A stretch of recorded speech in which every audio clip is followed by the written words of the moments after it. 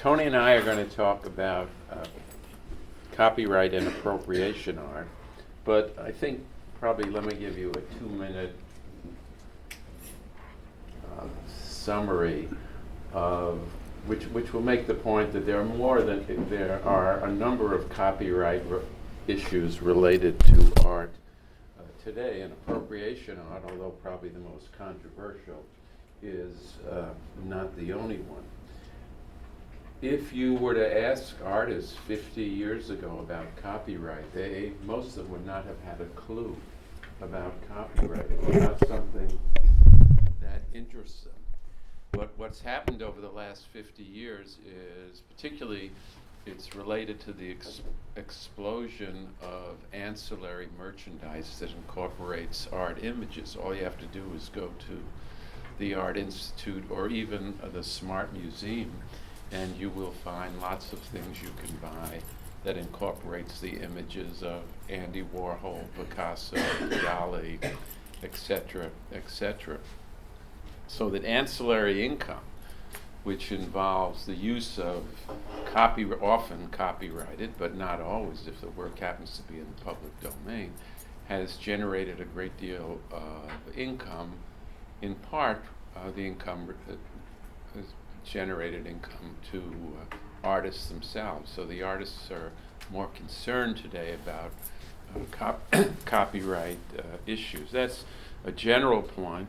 There are other areas of litigation. I'll just mention a few. With respect to the ancillary merchandise, there's a recent, I don't know if the case was settled or it disappeared, but Jeff Koons, who himself has been a defendant in a number of appropriation art cases, went on the offensive to sue a manufacturer of bookends that were shaped in the form of a balloon dog. And Jeff Koons has a well-known giant sculptural work of a balloon dog. Now,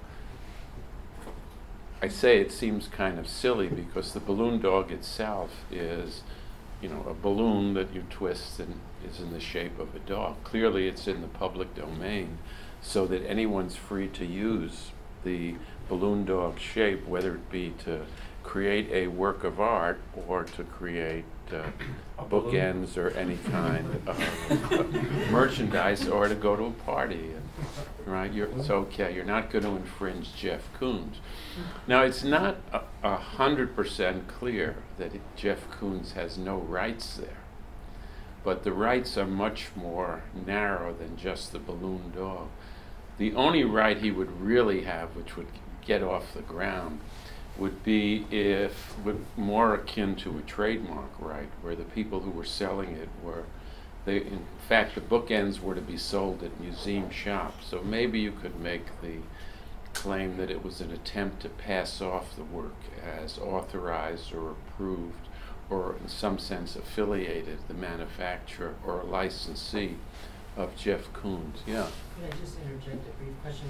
What if the bookends were the same sort of fuchsia color and yes, well, that I was going to come to this. So that's one. The second would be if the bookends took a particular configuration that was unique to Jeff Koons, right? Color unlikely, but if there was a design, say that the dog wasn't designed in a way with stripes or polka dots or something like that, then you would have a better case.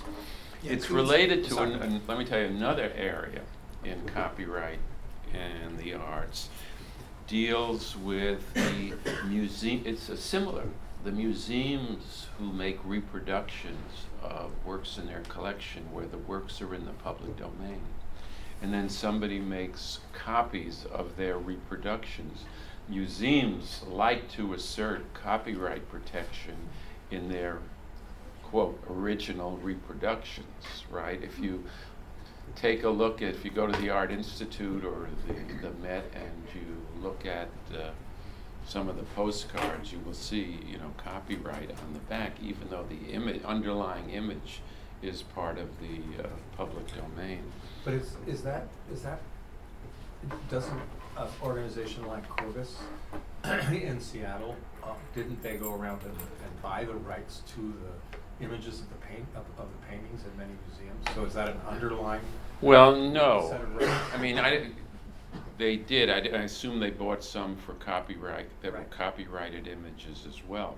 The argument for copyright protection is that a lot of time and effort goes into creating a very good reproduction of a work in the public domain, right? And if somebody can simply copy that work, that discourages the original the copier who's putting the time and effort from doing it. So if the reproduction is a particularly good reproduction with color correction, I think they're, what are they called, the color correction? Color chart, color. You know, you can, Yes, you it's get color- them color with a scale. color correction, so you can make you can make it look more like the work in the public domain. It may be that you're willing to license and pay for that, even though you could get it for nothing, I see. right? Question about museum collections. When a museum acquires a work, it owns that work. Can it enforce copyright? No, it depends. It's a good question you're asking, but the principle 101 in copyright is that the physical object is different from the copyright in the work. So the issue is, if you acquire a work, forget whether you're a museum or anyone, if you acquire a work for your collection, you're not also acquiring the copyright unless you get an explicit transfer of the copyright. So the museum, right, when they are acquiring copyrighted work, somebody donates a work to the museum. That's how we don't buy too many works, we get donations. They have the rights to the work, but they don't have the rights to the copyright. So they're very limited in what they can do with respect to making reproductions. One distinction, I know publishing copyright, not art copyright.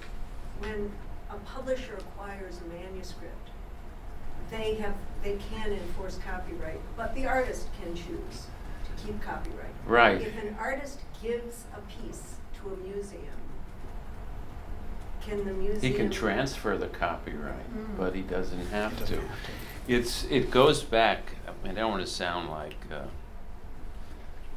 some fuddy-duddy scholar, but it actually does go back to, if you go to the earlier pre-1976 Copyright Act, there was a presumption, for example, when you sold a unique work, right, like when you sold a manuscript, that what was being transferred at the time you sold the manuscript to the publisher, you were also transferring the copyright. Now, the writer could reserve the copyright but that would be an extra step in the transaction.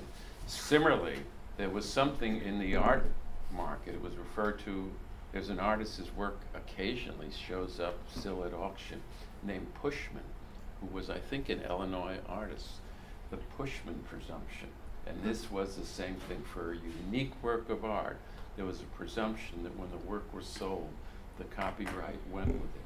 Under the new copyright statute, any transfer of a copyright has to be in writing, so that if I sell you or give you the work, I can transfer the copyright, but I have to do it in writing. And do you attempt to take copyright? I mean, do you try to put that in writing? Artists are often quite reluctant when we're dealing with contemporary artists whose work is coming into the collection, and of course they're usually not the ones from whom we are obtaining it. So it's more circuitous than that. But if a local artist is to ask for a transfer? That's Part of the problem is if you have an older work, and let's say the artist is not around, and he's deceased, copyright lasts for a long time. Life plus, now it's 70 years. Often you can't figure out who the owner of the copyright is. So even if you wanted to license the reproduction rights, you wouldn't know who to go to. Was it the person who gave you the work?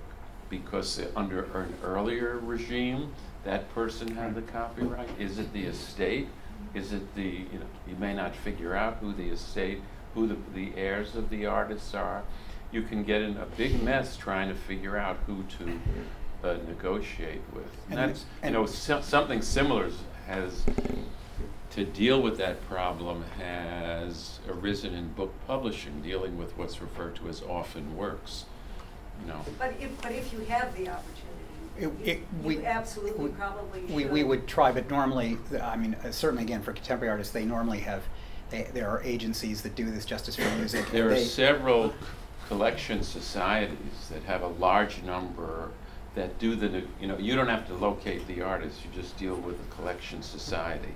And they have a book or called a repertory, which would be analogous to music, like the copyright, the ASCAP and BMI, in which you can deal directly with the, what is it called? The VAGA is one of them. VAGA. And VAGA, VAGA, and the other one's ARS. Yeah, there are a couple of them where you can license the images, and they don't offer, as in music, where you get a blanket license. You pay a fee each year. The university pays a fee to ASCAP each year, and they can perform all of the songs in ASCAP's repertory. This is negotiated one by one. So this is an issue also for museums now, when everyone wants to put their collections online to make them available so people know what you've got. How, and this has been much debated, how big an image, how good an image, how high quality an image can you use before you have violated copyright, if you aren't paying for it. So we've gone to the Office of Legal Counsel here at the university, and they gave us permission to use thumbnail is okay, but bigger than that is not, unless we've negotiated it. You can see why the difference, because if it's bigger, there's more pixels, so it's easier to reproduce and, I suppose, undermine sales or licenses in the original work. Yeah. Going back to your example of the postcard of an image that's in the public domain, you said these postcards would themselves. Well, the museums try to assert Okay. copyright. I mean, So- I know. So legally, what? What would I you mean, say is actually copyright? well, the legal rule is easy to state, which if you copyright a work based on a work in the public domain, your copyright, if it's valid, only extends to what you add to the work in the public domain. So if you're trying to make a perfect reproduction, right, a pristine reproduction of a work in the public domain, it may take a lot of time and effort, but in theory you're adding nothing. So it's not clear your copy. So some of the people who have, Joel Snyder, I used to talk about this, he thought there were perverse incentives. There were incentives to create lousy reproductions, because at least if it was a lousy reproduction, you could argue there are enough differences, right? But if you make a really good reproduction, which involves, and he's a photographer, so he was telling me it really time, effort, days to do a good reproduction of a work. The better the reproduction, the less likely you are to receive copyright protection. That's the perversity. That museum logo on the image somewhere too. But I mean, for example, I went to a show a number of years ago on Walker Evans photographs at the Met, and then I purchased a set of note cards from the exhibition. Now, all of Walker Evans' photographs are not under copyright, because although they were taken in the 30s, he was an employee of the federal government, whether it was the Farm Service Administration or the WPA. So there's no copyright in these works, yet the museum was asserting a copyright in the note cards. Now, maybe what they're claiming is they should get a copyright in the selection of the works they use, because we know copyright does cover if you have some original selection of a large, in other words, you take 10 works out of 1,000, but there's something in your selection that's original. Or they have a little note on the back of the card, or things that might rise to the level of copyright protection. But the image itself, no. Museums used to try assert copyright simply in the fact that their photographer had photographed the object, and thus it was not the object in which they held copyright, but in the reproduction. But that's gotten a lot more complicated when it's so much easier to duplicate images of high quality. They can enforce copyright, because in order to make a reproduction, you not only need permission, not only need permission of the copyright holder, so the work's in the public domain. You don't need anybody's permission. But then you still need access to the work, so the museum can deny you, as they do. They won't let you, take photographs and things like that. Maybe they'll let you come in with an iPhone and take a photograph, but they won't let you come in with an elaborate setup and take a photograph without permission. There are other copyright issues, one which I'm not going to discuss, the Visual Artists' Rights Act, which gives artists what are referred to as moral rights, rights of integrity, that is, rights to prevent the mutilation or destruction of works, mutilation if it's injurious to their honor and reputation, destruction of a work of recognized stature, and rights of attribution. That is part now of the Copyright Act itself since 1990. It's called the Visual Artists' Rights Act, but it is a part of the Copyright Act. And there have been a number of interesting recent cases involving really the question of whether a work actually fits into the category of a work of visual arts. The best example is what happened in Chicago, where the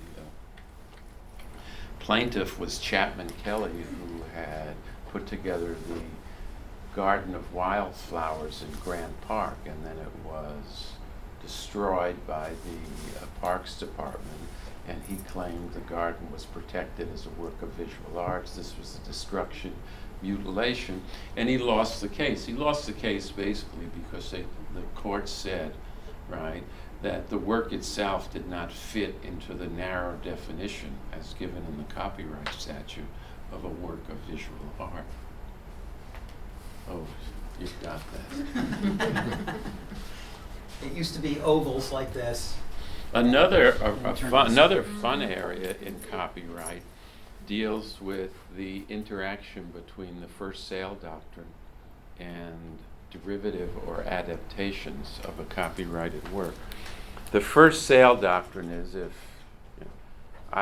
you buy a book from a publisher, you can now turn around and resell it to somebody else, or you can turn around and rent it to somebody else. Similarly, if you buy a painting, you can resell the painting. So that's the first sale doctrine. There are some restrictions on it, but not as applied to works of art. Some restrictions dealing with rentals. For example, you can't buy a CD and then rent it to somebody, right?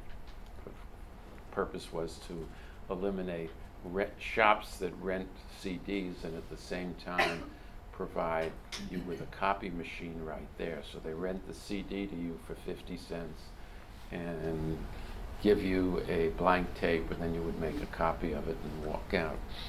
But these cases, one case involved the defendant had purchased posters and then took the posters and had somebody apply oil paint over the posters and then sold the posters as original works of art, or works of art based on whether they're original or not. The party who created the posters objected. The party said, what you're doing is creating a derivative work. The party who purchased the work said, why, this is simply just like putting a frame on a work. It's true, I put more on it. I painted the work, painted over the work, and sold it for a lot more than the poster. But it's no different from simply buying a poster, putting a frame on the poster, and then reselling the poster with the frame. If you do the latter, And the latter would include, for example, taking images out of a book and pasting them on tiles and then selling them as individual images on tiles. Generally, that's been okay. If you go to the step further, it's not obvious, it shouldn't be okay, where you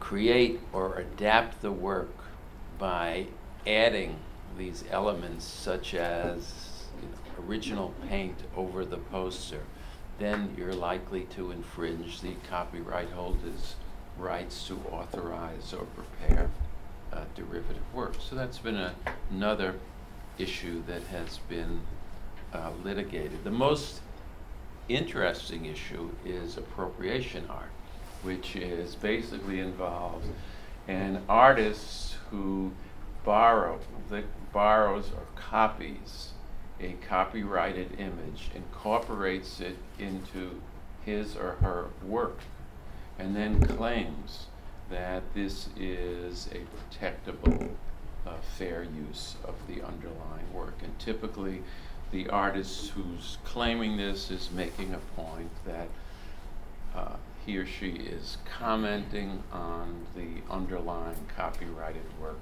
and therefore should be entitled to do this as a fair use. And there have been a number of recent cases. In most of the cases, but not all, the plaintiff is a fairly well-known artist, and the defendant has been a commercial photographer, or if not a commercial photographer, an organization like the Associated Press.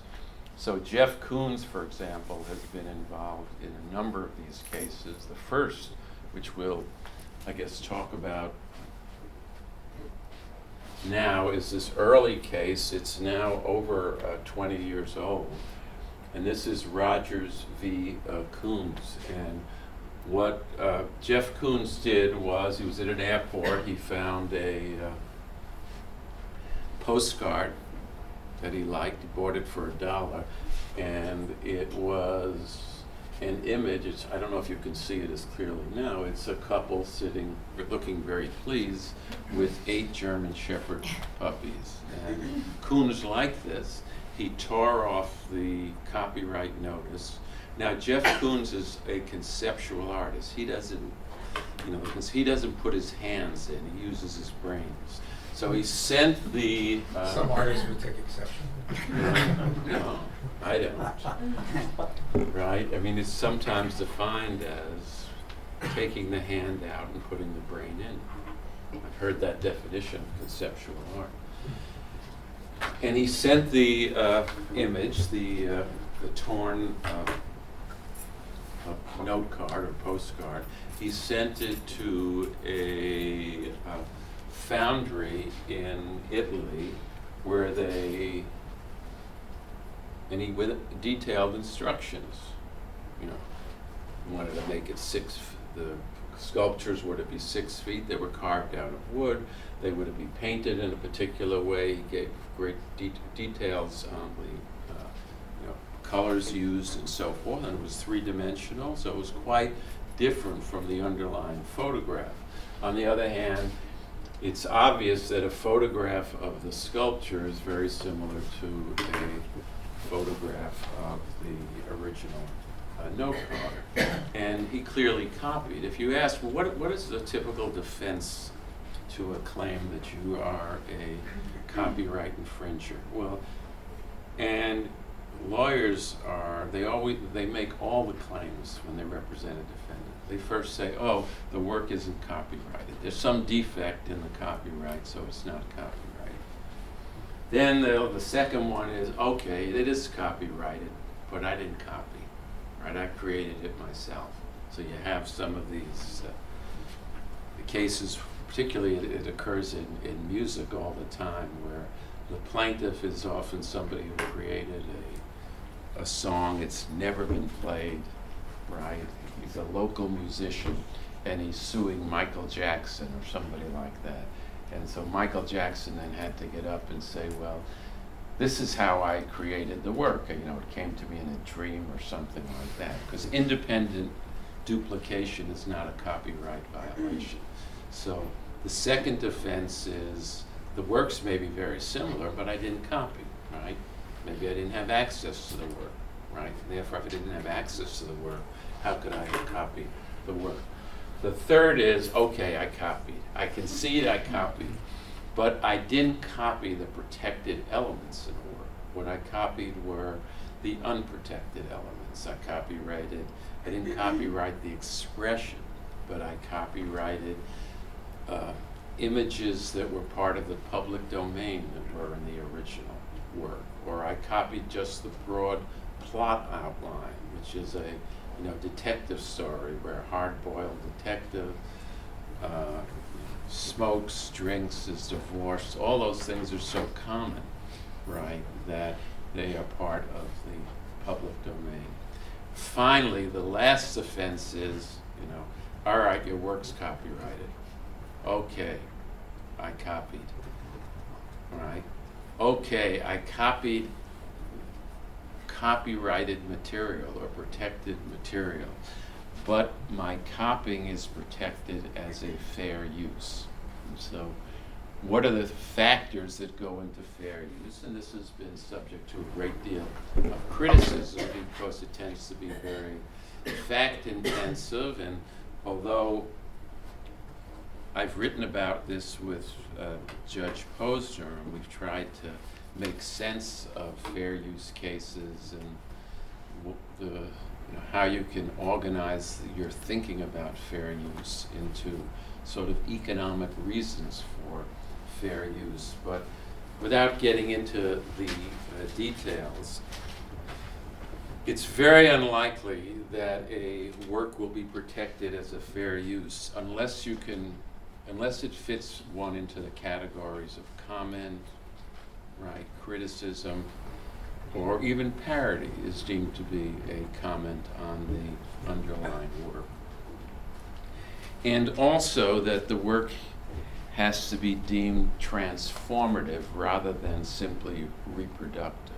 And the idea for transformative versus reproductive, if it's simply reproductive, right, then you're basically creating something that's a good substitute for the original copyrighted work, and therefore it's likely to undermine the market for the copyrighted work. If it's sufficiently transformative, it's unlikely to have any effect or harm the underlying copyrighted work. So parody is one example, right, where although it's not a free ride because there are important limitations on the parody defense in fair use, parody is typically a transformative use. It's a comment on the original work. So you could say, well, under those circumstances, it fits into the category of fair use. On the other hand, it may undermine the market for the original work. Now, comment, criticism, and so forth, that destroys the market for the underlying work because the criticism is so devastating, is not recognized in copyright as a harm. In other words, you're entitled to criticize the work and harm the work and eliminate the market for the work, right? But it's more that your work serves as a substitute for the original work or undermines the market for the original work, and undermine it not because you're making some devastating criticism of the original work. What about the fact that it was not physically created by Jeff Koons and that it was outsourced to someone else? Well, I think probably if you read the case, you'd say that it probably made a difference to the judge because they referred to Jeff Koons as a former bond trader. In other words, they they probably didn't quite come out and say it, but they viewed him as kind of a fake, right? Not a real artist, therefore, right? He should have paid for this, should have licensed the postcard, yeah. So, a couple of things. One, there's definitely sort of a weirdness to the sculpture that I think. Yes, I was- agree. mean, And what's he- with these eggs? There's like eggs on these people's. No, I heads. think that They're there's flowers. Flowers. Yeah, you can't see very well Flowers, from, okay. yeah. And the puppies. But still, I don't, maybe I'm missing that, maybe they're in the. No, No. it's clear. I mean, he testified, right? And he said he was making a comment on the underlying work, right? But the comment he was making is the way his lawyers obviously did not do a great job, because the comment he made, right, was that he was making a comment about, if all this sculpture appeared in a show called the Banality Show, right? And the comment he was making was about society as a whole. You know, the emptiness of society, the banality, the banality of society, right? We're too concerned with, you know, material objects and so forth, right? But in Parody, and there is a classic distinction where it's referred to as the target weapon distinction, right? And it's easy to state, it's difficult to apply. The target is where the object, what you're doing with a parody is you're targeting the underlying work, right? That's the target, that's what you're going after. If you're using it as a weapon, you're satirizing or making or parodying the underlying work, but only to do something else, to make a comment about society as a whole, right? Or the best example would be, it's very unlikely you're going to be successful in a parody defense where what you're doing is, it's a commercial where you're parodying another commercial in order to sell your product, right? Because that's clearly using it in the weapon sense, not in the target. What the court didn't realize was that Koons was really doing both, right? He was using this as an example of the banal. He was attacking this work as an example of the emptiness of modern life, right? As well as making this bigger picture. So in the end, when I first, taught this case, I was quite hostile to Jeff Coombs. I used to ask the question, because I always had students in the class who, artists are great and they should be, we want to encourage art and so forth. So I would ask the question, well, does that mean Jeff Koons shouldn't have to pay for the paint? Or he shouldn't have to pay for the wood to make the sculptures? Or he shouldn't have to pay for the people who are doing it? Right? Why is that any different than not paying for the underlying image, in this case the note card? And particularly if you ask, well, what about the note card? Rogers was a commercial photographer. He was creating these photographs particularly, for one purpose only, to get these photographs used in as many places as possible. That's his job. He's a commercial photographer. He wants to license the image. It would have been, very easy for Jeff Koons in this case to have gone and licensed the image. But in the end, I'm not so sure that's the right answer. Now, after this case was decided, the comments from the art community were, well, if this was the law in the beginning of the 20th century, there'd be no Picasso, no Braque, there'd be no appropriation, there wouldn't be modern art as we know it, typical overreaction, where it's all that the court was saying, well, look, Koons, you can do this. You just have to license the underlying image. So I'm not sure what, 100% what the right result is. This is Right. probably the best thing that ever happened to that postcard. Oh, there's no, yeah. I mean, I There's think He so he for certainly question those- because of the notoriety. Right. Not Yes, to Paul. change the discussion. We live in the same building. But my understanding is that in Europe, the state owns art after the decease of the artist. And Owns? the artist's estates.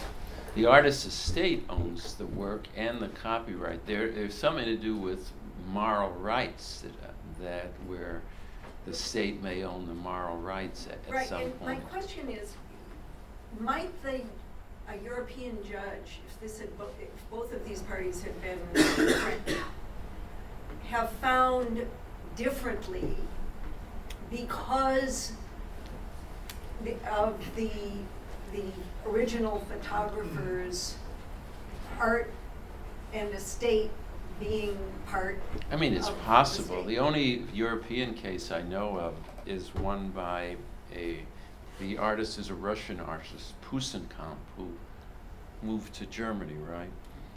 And he created a painting in which he appropriated three things. He appropriated the outline of a Helmut Newton, a photographer nude. I don't know if any of you know Helmut Newton's works. He's the inventor of what's referred to as chic porno, right? I mean, the photographs are there isn't a woman in his photographs that's, what, under 5'11"? And Tony he probably has, and they're always wearing high heels, and they're nude, right? But they're, spectacular looking women. We actually own a photograph, but the women it's in my youngest daughter's room, who's married now. But that's another story. But he appropriated the outline of a nude. He appropriated the color from what's referred to as Yves Klein blue. Right. Who had he actually patented. Yves Klein had a patent in the particular color, Yves Klein blue. And then so it was an outline of a nude, used the blue, and then he also appropriated a square, which was delicately placed down there, from Malevich, the Russian, right? And he was then sued by Helmut Newton, the photographer. And Helmut Newton said, well, this guy, Pusenkamp, doesn't have any ideas of his own. That's why he had to appropriate the image. And the court found it a sufficiently transformative work that it was okay. Yeah, because he was combining elements from different places. Combined elements of three rather than one, and all he took was the nude, was the image. But it's also rarer because it was the famous artist who felt that he had been wronged as opposed to the less famous one. I really wanted to talk, though, about two new cases, right? One is involving, which I know quite a bit since I was retained as an expert for the Associated Press. And this is a case where the defendant is Shepard Fairey, right? I just stopped there because I knew they'd laugh. All right. We have so many of these cases, but we don't have. We have Shepard Fairey, right? Here is a photograph that is the copyright holder is the Associated Press, not the photographer Manny Garcia. Manny Garcia was an employee of the Associated Press, so this was deemed to be. It was a work for hire, and under the work for hire doctrine, the Copyright Act treats the author as the employer. So the Associated Press owned the copyright in the image. Shepard Fairey, right, created these iconic Obama posters with the Hope image. He created that using, right, the Associated Press photograph. He did this, he downloaded it, right, and then he used Photoshop, and there was people for Associated Press who testified they could reproduce what Shepard Fairey did in several hours using Photoshop, right? But apparently he spent several days doing this. Now, what you can say about it's clear that he has appropriated the photograph. The only question is whether it's a fair use, right? Because there's no issue about did he copy, the image wasn't copyrighted. All those things are gone. He conceded after a while. He didn't call it copying, though. It was lawyers. He was initially represented by a group at Stanford called the Stanford Fair Use Project. And then by they resigned after Fairey had lied about where he got the photograph, right? And that became clear because he was nearly sanctioned by the judge in the case. He claimed that the original photo, this went on the internet for about, people on the internet were trying to figure out where did Shepard Fairey get the photograph, right? Because he didn't tell anybody where he got the photograph from. He claimed then that the initial photograph came from a rally in 2006, and this was a rally for Darfur, in which the reason the Associated Press sent the photographer to cover the rally was not because of Obama, who at that time was, I guess, a junior senator from Illinois, but because the main speaker was George Clooney, who had just come back from Darfur. So Fairey claimed that what he did was there was a photograph of George Clooney and Obama sitting in the background, and then he took from that, right, the Obama image. So it looks more like it looks more transformative if he had to sort of cut out or crop the original photograph to get rid of George Clooney. It turned out he didn't do that, and when he admitted that he had taken just a AP photograph, which was an AP photograph of Obama only, right?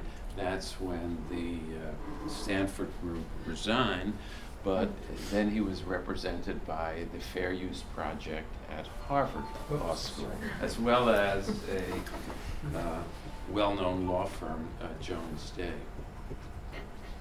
So, anyway, does this fit into the category of appropriation art? It's a good question, because I can tell you that there were several art historians who know a lot about this stuff who said this is not appropriation art. It's not what Jeff Koons is doing. It's not what Andy Warhol is doing. What's missing from this is clearly he appropriated a copyrighted image, although he referred to it as, must have been coached on this. He never said I copied it. He said I referenced the I referenced the underlying Associated Press image. But what's missing from this? Why do the art critics say this is not an example of appropriation art? Right? Certainly based on a copyrighted image, and he's transformed it in particular ways. He's added color. He's added the visionary words hope. What's missing? Is it that, I mean, in some ways the tone is still the same between the two? Exactly. Like It's intent? no comment, right? In fact, in his deposition, what Shepard Fairey, he was deposed for, I don't know, a week or something. You know how the lawyers are, they go on and on and on. He was deposed several times. But what he said was the reason why he took this photograph was because Obama looked presidential, which was and he was looking out into the future. You know, I will lead you. Hope, come with me. I'll save you. Okay, nobody believes that anymore. But what he said was he was taking it for the precise qualities that were in the original photograph itself. Now, if you think about what AP does, right, it's very expensive what they do. They hire photographers. They maintain at a cost of millions of dollars an image database, which allows people access to images in the database.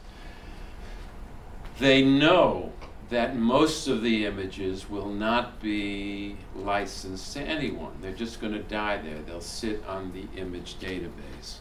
In order to cover the costs of running this image database, they have to get revenue from the few works that are licensed, in particular few works that are reproduced many, many times. And their main concern was, look, if this is a fair use and Shepard Fairey can do this, then other people will be able to do this for the works that people want to reproduce, and that will undermine the incentives for us to maintain and create the database at a cost of millions of dollars per year. So that seemed like a pretty good argument, economic harm argument, and why they were willing to put what I thought were substantial resources into litigating this case. In addition, they have a very easy licensing policy. right? They have in place, it will take you less than 24 hours to get a license from Associated Press to make use of their images. Shepard Fairey had done this in the past. He has another photograph, I think it's called an image called Palestinian Woman, which is based on an Associated Press photograph, where he licensed it for a very modest fee. The licenses typically would be for a few $100s, but they're limited to a particular number of reproductions. And then if you want to do more, you have to go back to them. And then presumably they charge a slightly higher rate. But whatever, you can't argue that. See, if you think of the parody and you say, well, does it make any sense to distinguish between this weapon and target? Well, if you're using the copyrighted work as a target, it would be very difficult for you to enter into a negotiation with the copyright holder to get the copyright holder's permission for you to parody or humiliate the person. If you're using it as a weapon, you're using it, to do something else, like with the Jeff Coombs photograph. You probably could have gotten a license from the photographer, particularly for the photographer being a commercial photographer. There's no question that Shepard Fairey could have gotten a license from the Associated Press. He chose not to. Now, you can say something in favor of Shepard Fairey. His wife was pregnant at the time, right? He was part of a group of artists that were supporting Obama. He wanted to get this poster and images, which included stickers and so forth. He wanted to get that out in time for the primary, the Super Tuesday, which is the primary. And he only had a couple of weeks to do it. So his concern was there was an enormous pressure of time. His wife was pregnant, or maybe she just was delivering the child, and maybe she had a difficult childbirth, I forget. And he just didn't get around to doing it, and therefore he should be excused. The case was never tried. It was eventually settled, and with Shepard Fairey. Now, Shepard Fairey has a clothing company called Obey Clothing, which is his exclusive licensee. So it takes his images and turns them into, T-shirts and buttons and things like that. Obey Clothing, on this Obama poster, they made somewhere close to $10 million in revenue from the so it was a substantial sum. So there was a settlement between the Associated Press and Shepard Fairey and Obey Clothing. And in part of it says that going forward, he acknowledges that it was a copyrighted work and that they would jointly exploit the Associated Press image of Obama, and that in the future he would license images from Obama. He even on his deposition said how valuable it was to have the Associated Press image database, because here was something he could consult relatively easy for millions of photographs, and then he could choose which one he wanted. So he recognized the fact that it's a very valuable database. And since he's basically an artist who has a strong economic and pecuniary incentive, understands that if nobody pays for the image to use the images in the database is not going to be around for very long. Yes? I have a question about sort of the nature of the idea of commenting and critiquing. I mean, it seems like from what you said that commenting, the sort of commenting, must be sort of a sort of negative, critical. It's support. the idea. If I was arguing this case, I'd say, okay, well, in addition to sort of the changing the image, you also get this sort of like editorializing of like imposing this idea of hope, to an image. I know, but if you would look at, attaching- you could look at the underlying image and say, well, it looks Obama looks forward-looking, hope, and so forth. But I mean, but does the Doesn't excuse you in generally in copyright, right? It doesn't excuse you if you copy the underlying work and then add something, right? That's not an excuse for copying, right? If you transform the work sufficiently by what you add, right, and the transformation is deemed a comment on the underlying work, then it's possible it will be held to be a fair use. But I mean, does that comment? I mean, but again, does that comment then need to be sort of a critical Well, nature? Again, I would have called this a positive comment on the work. Yes, but the answer is yes, and you can see why. Because if you think of the alternative of the ability to license from the copyright holder, it'd be much easier to copyright holder probably would say, if you're going to write a review of something and it's a favorable review, copyright holder might even pay you, right? But on the other hand, if you're writing a review that's critical, right, it's unlikely that the copyright holder would be willing to license you the right to have you write a critical review, which means the net effect of a blanket pass, right, the net effect of requiring a license would be you would eliminate the critical reviews. So, one thing that's important for students to take away is that license holders often are open to negotiation based on the use. For instance, if he had done all of his work pro bono and hadn't had a clothing line that was going to benefit from it, he might have negotiated. Well, the license would have been a very low rate. Right. Yeah, Associated Press said they were very open. They have in place, they even give you on the image database, they tell you how to go about it. Call them, blah, blah, we'll get back to you, right away. You can often do it just on the telephone.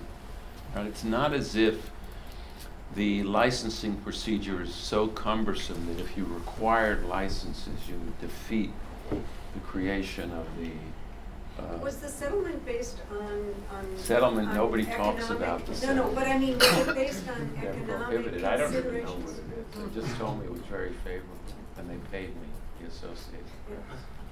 Right.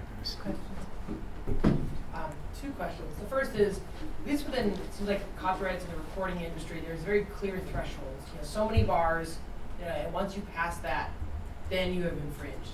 Is there a similar threshold or standard for the visual arts, a certain proportionality? There is something referred to as an incidental use, right, which is usually okay. For example, suppose it's a television program, right, and in passing you happen to, they show a copyrighted painting or an image somewhere in the background. That would be the incidental use. Right. In music, I didn't know it was so easy because there's been an issue with respect to digital sampling, where they typically require the party creating the new work to obtain licenses for all the samples they take from other copyright holders of music. So it's not like 2 bars are okay, but 4 is not. It's hard to measure because, if we go back to the example, which I can show you if you want, the Helmut Newton and where, how much is Helmut Newton, how much was from Kandinsky, how much was from Malevich, it's a color, is that enough to say you've stolen something? It's not, there isn't the same, you can't measure it as you can, when you can say 8 bars, so. I know it was like, there was a band called The Verve, and then they got basically taken out because they had slightly more than 8 bars of a Beatles melody, and the Beatles estate basically knocked them out. Well, the famous Beatles copyright, George Harrison was sued for the song My Sweet Lord, which was, I think, a #1 hit, but he copied it from a song, You're So Fine.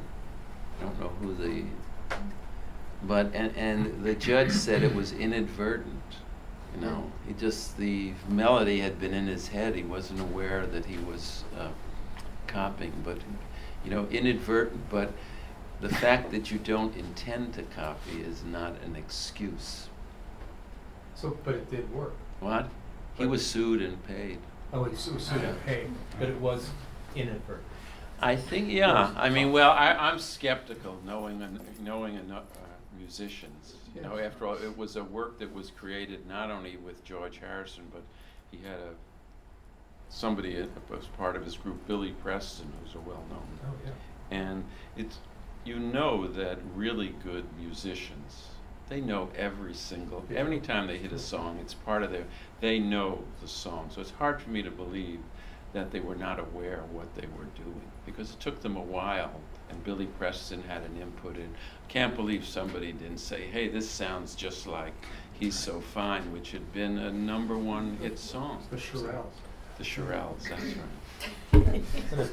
I know we needed Carol here for something. Yeah, it's like a, Yes. Aside from the fact that it's a person rather than an inanimate object, I'm having trouble seeing how this is different than a can of Campbell Soup. A what? Than one of Warhol's can. cans of soup. In He- terms of, I mean, is it that it was Warhol Photoshop? has Is been it a was- defendant and has settled in many of these cases, right? Campbell Soup, I believe he obtained a license from Campbell Soup to reproduce this Campbell Soup can. And then Campbell Soup later on took a license from the Warhol Foundation to do something with the Warhol can. they used as a promotion, Campbell Soup at one point did a kind of apron with a soup can on it, and yeah, so so it was mutually beneficial. Okay. Yeah. Yeah, go ahead. Hillary's been waiting Oh. to ask a question Oh, here for and a it long sort time. of ties to that. Just one last question to press you further on this. So I think, I don't know if it was Sarah Palin's people, I think it was, who took this and just changed the H to an N? Yeah. Yeah, nope.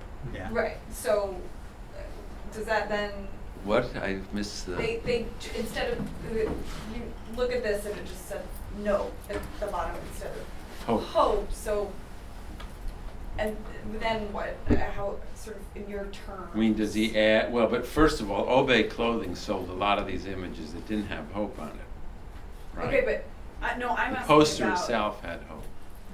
Right, but, so. If when somebody some- else did. When a third, or however many parties involved at that point, no.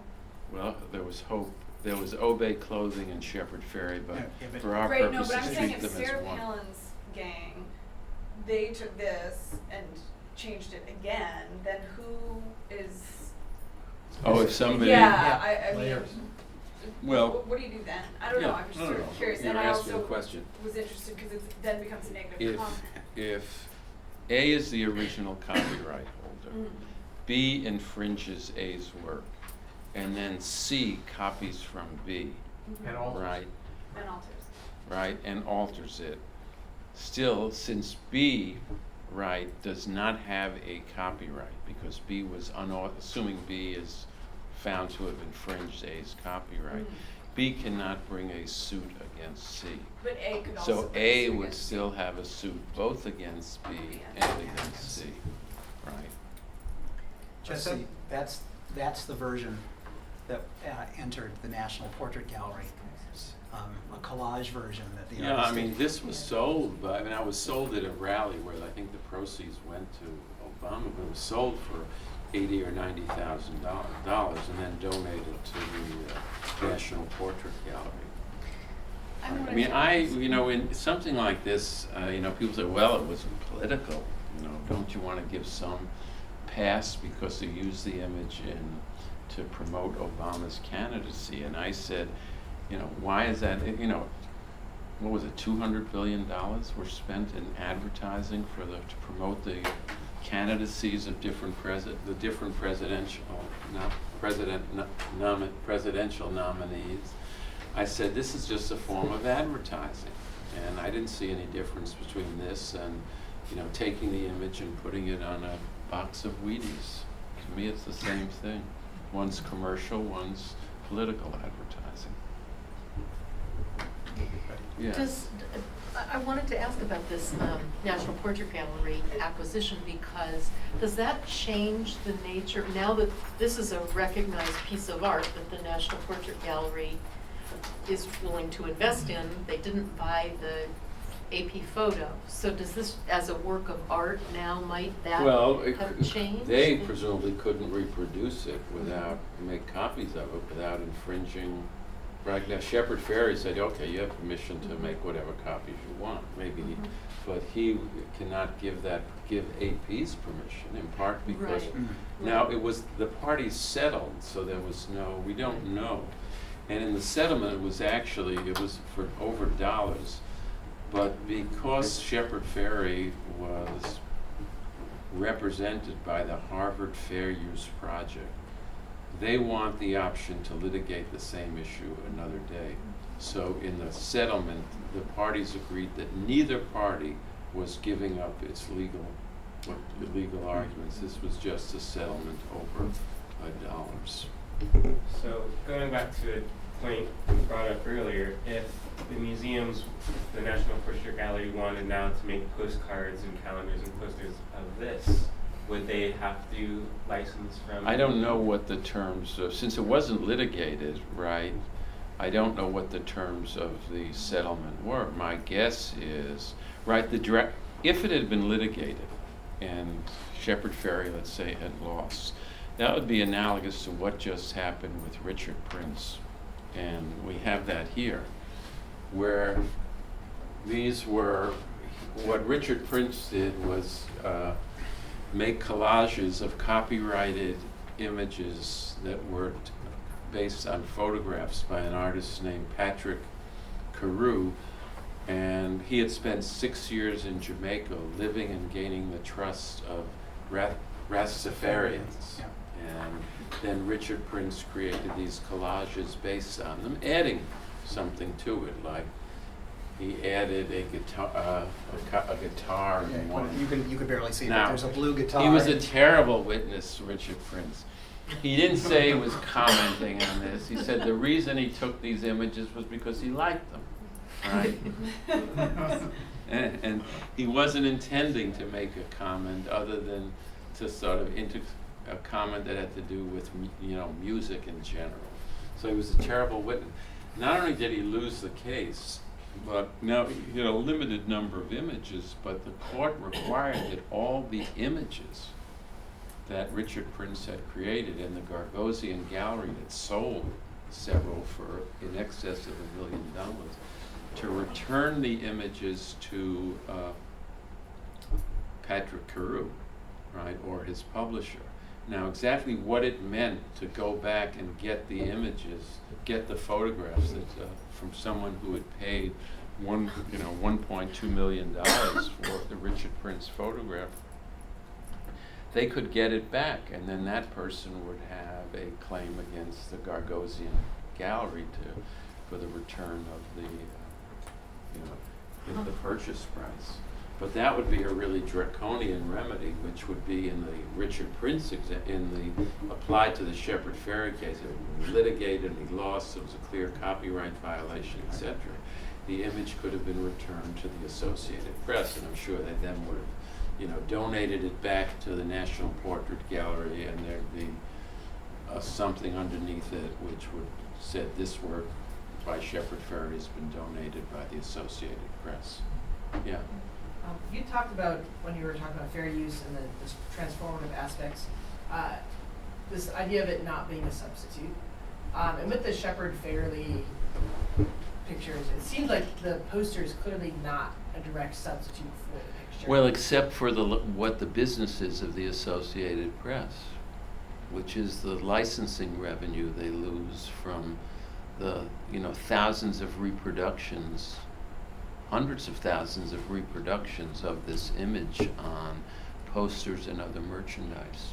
So that would be the loss. Would the fact that people wouldn't necessarily create that button with that picture, but they did with the poster, and the poster was something unique. Yes, I mean, if it hadn't, but that, is that because of Obama? Or is it because of Shepard Fairey, or a combination of Shepard Fairey and Obama? One of the things I did, which you know, Jack can talk about, but is the issue on damages was how much of the success of the poster was due to the image, and how much of the success was due to Shepard Fairey. So one of the things I did was there is a website called ArtNet, which has auction prices for all public auctions over the last, 20 years. So you can look up Shepard Fairey and get a list of hundreds of works of his that have sold at auction. And then you can estimate a relationship between the price of the works and attributes, characteristics of the work. Was it a unique work? Was it multiple? How many multiples were in it? What was the size? All those things are related to price. And then ask whether there was a premium placed on the works that use the Obama image. And if there was a premium placed on it, I argued that says something about the value of the image, because what's held constant for all of the hundreds of works in looking at the auction prices is the fact that Shepard Fairey did it. So it may be that it's the image and the Obama campaign and the publicity it got and so forth. You can't really figure that out. But it's I thought, a clever way to try to dissect how much of the value was because of the image itself and how much of it was because of Shepard Fairey. Now, what about how, if at all, things changed if a work of art is not being used for commercial gain? I'm thinking in the music world, there's somebody an artist named Girls Hawk, who takes snippets from hundreds of songs and combines them together.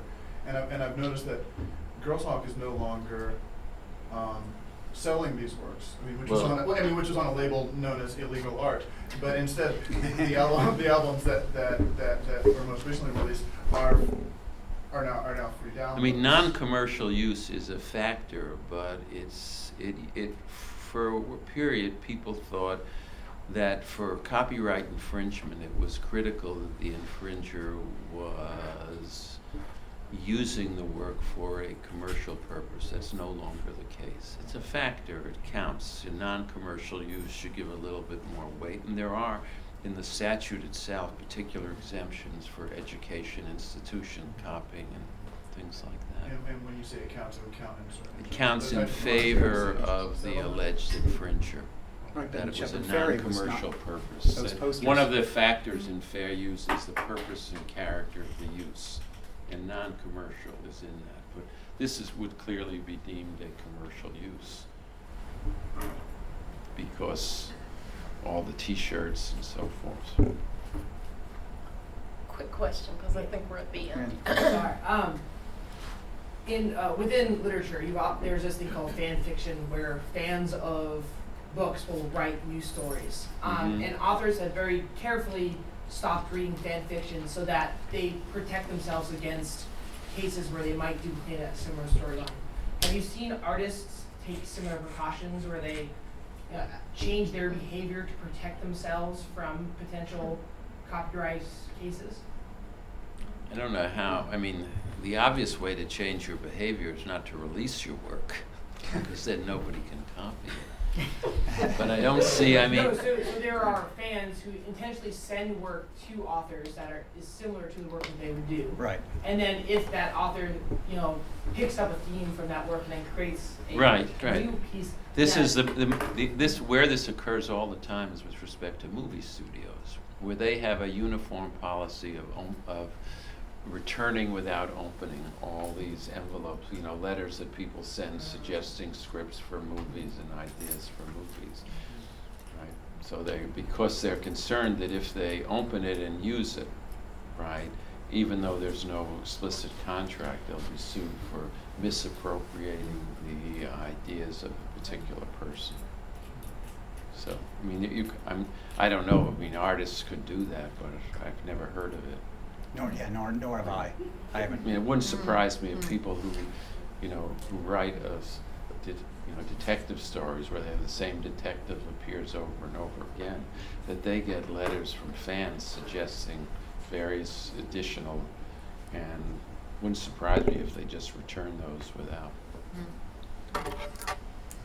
Thank you so much for Good. coming. Yeah.